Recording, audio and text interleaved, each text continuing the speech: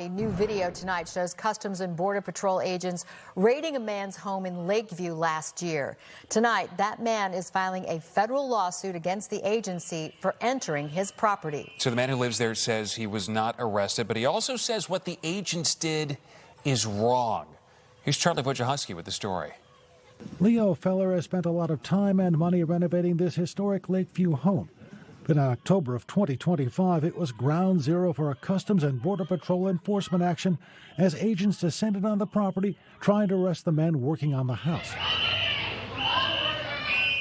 Feller, who was out of the country, saw it all unfold on his Ring cameras. One of the workers had rang the doorbell, and as soon as I opened up the phone, it showed that there were federal agents everywhere. On the cameras, agents can be seen jumping fences, climbing onto balconies, and trying to grab one man who had scrambled through one of the windows he was installing to get inside. You have no permission to be on my property. At no point did they ever show a warrant or even identify who they were.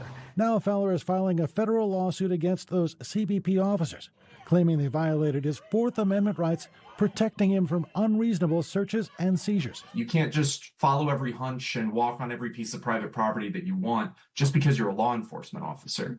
That's the whole reason that we have the Fourth Amendment. Feller says of the 4 workers who were on the scene, 1 was detained, 3 were released, but 1 was injured before he sought medical treatment.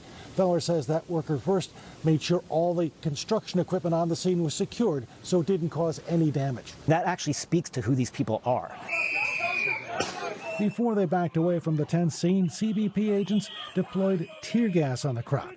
A spokesperson for Customs and Border Patrol said in a statement, immigration officers act in accordance with the U.S. Constitution and other applicable laws when investigating immigration status and making arrests. It was traumatic for me, traumatic for my neighborhood, traumatic for my community. Feller says he is speaking up now because he can. The government has 90 days to either respond or ask a judge to dismiss the case. In Lakeview, Charlie Wojciechowski, NBC 5 News. Okay, Charlie, thank you very much.